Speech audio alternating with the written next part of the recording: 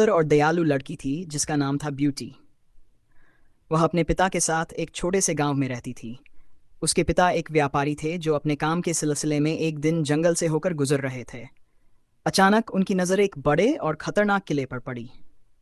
थकावट से चूर उन्होंने उस किले में शरण लेने का फैसला किया।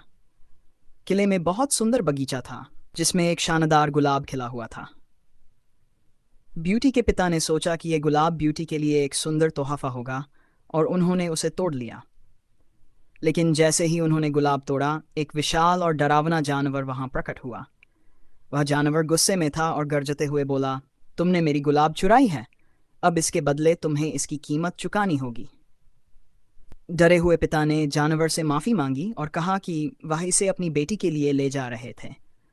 जानवर ने सोचा और कहा, अगर तुम्हारी बेटी तुम्हारे बदले यहाँ आकर मेरे साथ रहेगी तो मैं तुम्हें माफ़ कर दूंगा। ब्यूटी के पिता घर लौटे और उन्होंने पूरी कहानी ब्यूटी को बताई। अपनी पिता की जान बचाने के लिए ब्यूटी ने साहस दिखाया और उस किले में जाने का फैसला किया।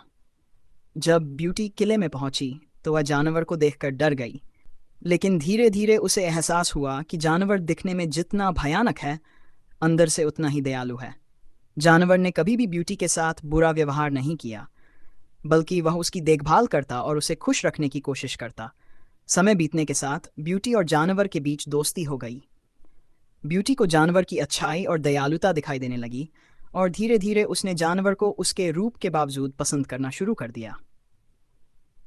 एक दिन ब्यूटी ने जानवर से कहा, तुम्हारा दिल बहुत अच्छा है, मैं तुम्हें इस रूप में भी पसंद करती हूँ।